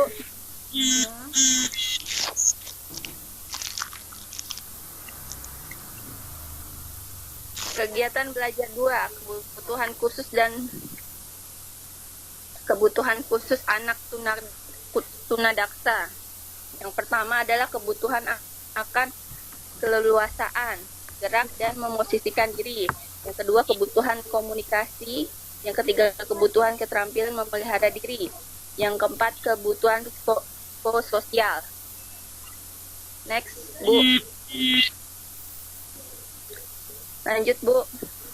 Ya, lanjut. Ya. Silakan. Profil pendidikan anak tunadaksa. Yang pertama itu ada tujuannya. Yang pertama mengembangkan intelektual akademik. Yang kedua membantu perkembangan fisik. Yang ketiga meningkatkan pengembangan emosi dan penerimaan diri anak. Yang keempat mematangkan aspek sosial. Yang kelima meningkatkan ekspresi diri. Yang keenam mempersiapkan masa depan anak. Lalu mana nih tadi? Yang kedua ada sistem pendidikan integrasi. Cariin itu dong. Itu yang sifatnya terpadu. Yang kedua pendidikan segresi yang terpisah dari sekolah anak normal. Yang ketiga ada sistem inklusif. Yang ketiga ada sistem pembelajarannya. Yang pertama perencanaan, yaitu membentuk tim, menilai kekuatan dan kelemahan serta minat siswa, dan mengembangkan tujuan jangka panjang dan saran-saran jangka pendek, merancang metode dan struktur. Yang kedua prinsip pembelajaran, prinsipnya multisensori dan prinsip individual. Yang keempat ada penataan lingkungan belajar dan sarana, yaitu terdapat ruangan khusus, jalan dibuat keras dan rata, tangga miring dan landai, lantai tidak licin, pintu lebih lebar dan gaung itu mengatup ke dalam, lorong untuk menghubungkan antar kelas, pasang cermin besar di belakang beberapa dinding lorong, kamar mandi atau kamar kecil dekat, pasang WC duduk, meja dan kursi yang konstruksinya sesuai kondisi kecacatan anak. Yang kelima ada personil. Personil adalah guru berpendidikan luar biasa, harus memenuhi kriteria luar biasa, guru dengan keahlian khusus, guru sekolah biasa, dokter umum, dokter ahli, ortopedi, neurolog, ahli terapi. Yang terakhir evaluasi sesuai dengan berat dan ringannya kelainan anak. Lanjut Bu Pipit. Ya, ayo. Masih ada Bu? Kalau sudah, ayo kita untuk yang ini ya, modul ini saya tidak mengadakan tanya jawab ya karena waktu sudah mepet. Nanti langsung penguatan aja. Lanjut Bu, silakan. Ya, KB3-nya yaitu definisi klasifikasi penyebab dan dampak ketunalarasan. Tunalaras sendiri dikenal di dunia pendidikan atau di dunia pendidikan luar biasa atau PLB adalah gangguan menghambat kelainan tingkah laku sehingga kurang dapat menyesuaikan diri dengan lingkungan keluarga, sekolah, dan masyarakat. Lalu klasifikasi anak tunalaras ada menurut klasifikasinya menurut tadi Rosembera adalah anak tunalaras dapat dikelompokkan atas tingkah laku yang beresiko tinggi dan rendah. Yang beresiko tinggi yaitu hiperaktif, agresif, pembangkang, delinkuensi, dan anak yang menarik diri dari pergaulan sosial. Sedangkan yang beresiko rendah yaitu autisme dan skizofrenia.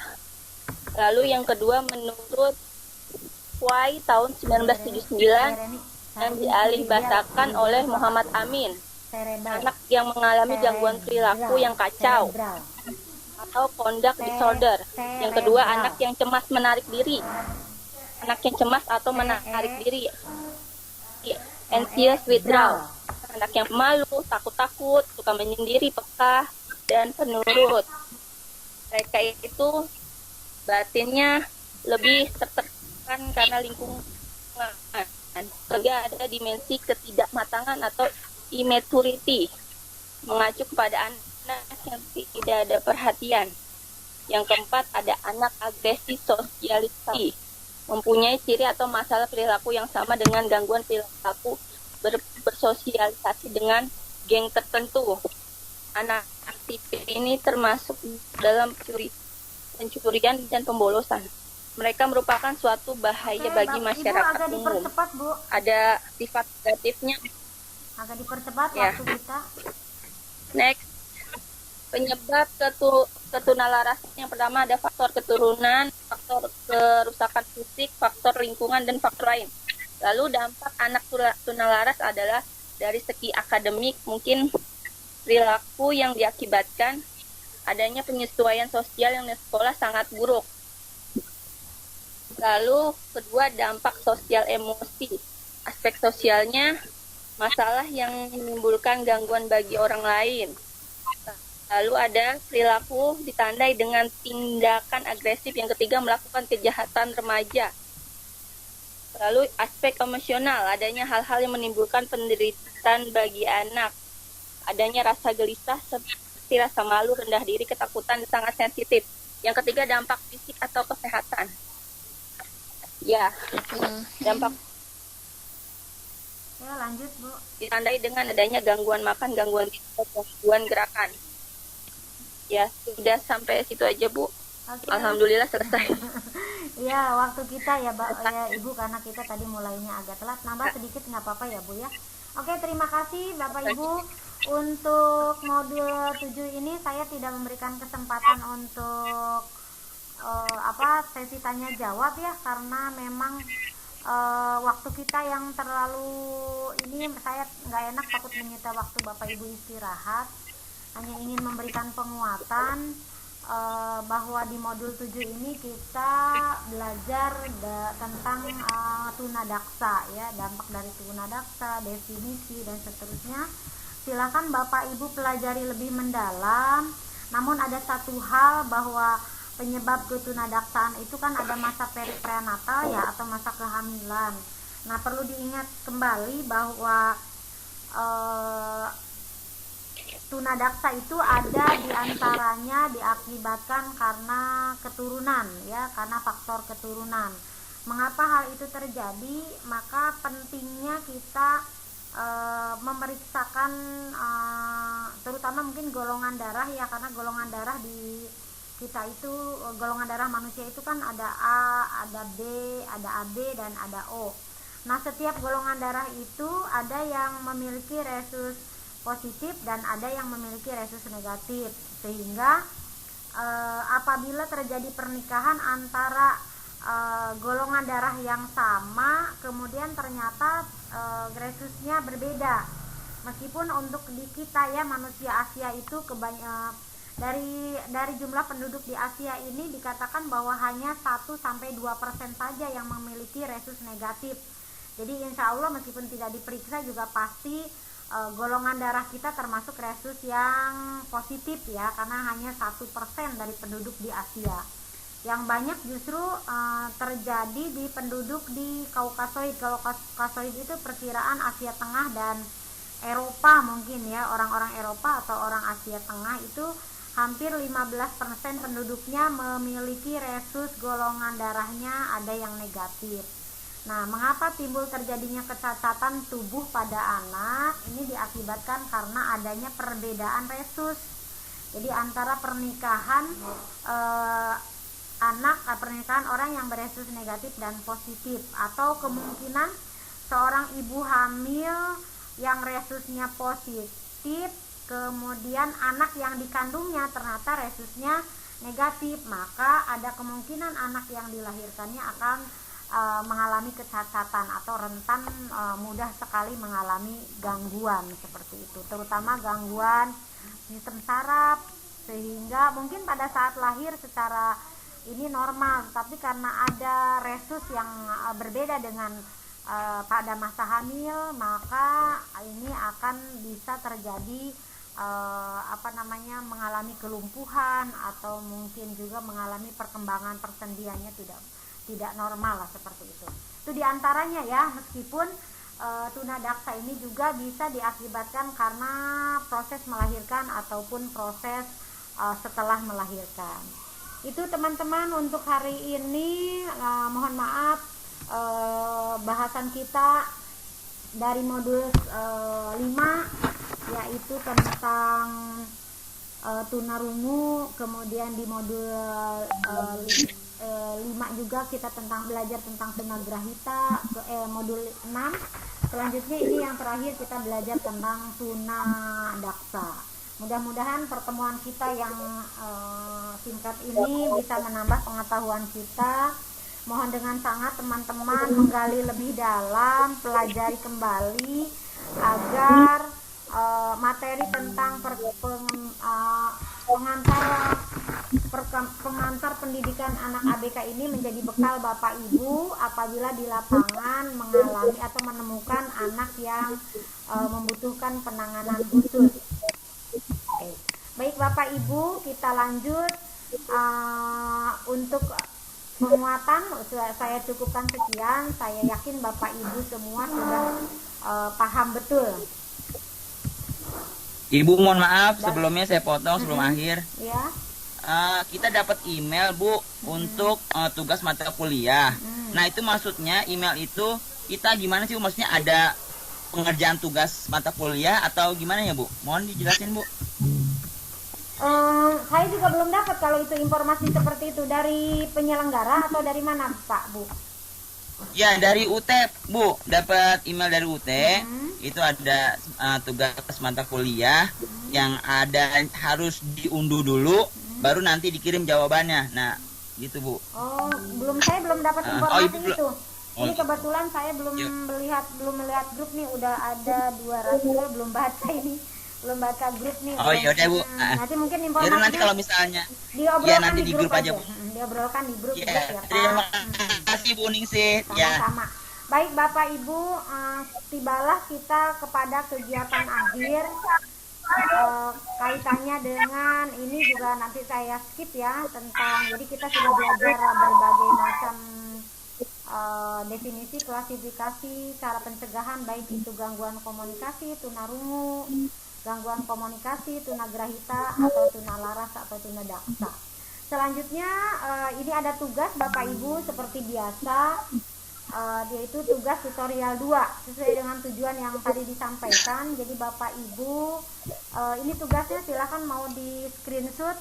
Ada 5 tugas Bapak Ibu, ada 5 pertanyaan yang harus Bapak Ibu jawab. Satu pertanyaan bobotnya 20 ya, satu pertanyaan bobot penilaiannya 20, sehingga apabila ada satu nomor atau 2 nomor yang tidak Bapak Ibu jawab dengan sendirinya maka akan mengurangi penilaian tugas tutorial. Itu ya Bapak Ibu. Sudah di screenshot Bapak Ibu? Nanti share di grup kalau kita Belum ada Bu. Belum ada di display Bu. Oh bisa. Maaf, belum ada. Yang lain ya mana yang lain? Oh ya sorry. Belum ada. Kok bisa begitu ya? Oke, saya ini dulu. Lama Bu belum ada. Ya, siap. Share di grup aja, Bu. Oke. Oh, ini. Aduh, kecil amat. Ada nggak? Kelihatan nggak? Kecil banget, kecilan Bu, kecilan. Nah, ini kelihatan nggak? Nah Bu, digedein pecah. Nah, nggak kebaca Bu. kelihatan nggak? Halo. Ya Bu. Oke, nanti Nggak kebaca. kok bisa gitu ya? Iya, coba aja Bu. Sinyal kali ya. Oke. Nanti saya share deh di grup ya. Saya share di grup. Oke. Ya Bu, ibu share gitu Ya. di grup aja. Ya Bu. Siap. Ini nggak kelihatan. Baik teman-teman. Nanti untuk tugas tutorial 2 karena ini mungkin sinyal tidak memungkinkan untuk saya share, maka nanti akan saya share di grup. Kemudian selanjutnya untuk persiapan pertemuan ketiga web 3 minggu depan kita akan membahas modul 8 dan modul 9 kaitan dengan pertanyaan Pak Aang. Nanti kita sama-sama didiskusikan di dalam grup. Itu saja mungkin pertemuan kita hari ini. Saya mohon maaf telah menyita waktu kurang lebih 12 menit. Sebagai penutup, marilah kita sama-sama mengucapkan hamdalah. Alhamdulillahirrahmanirrahim. Saya Unisi dengan segala keterbatasan saya mohon maaf kalau banyak kata-kata yang tidak berkenan. Assalamualaikum warahmatullahi wabarakatuh. Waalaikumsalam warahmatullahi wabarakatuh.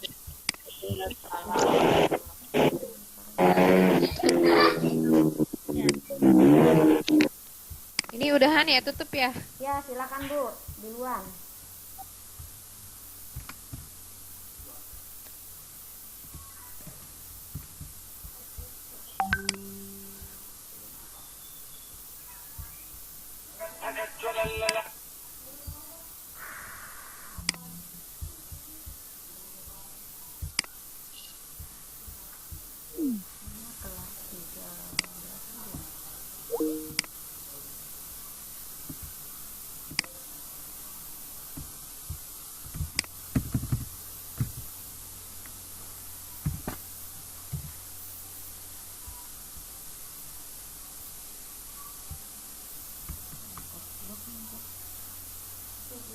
dua B 38.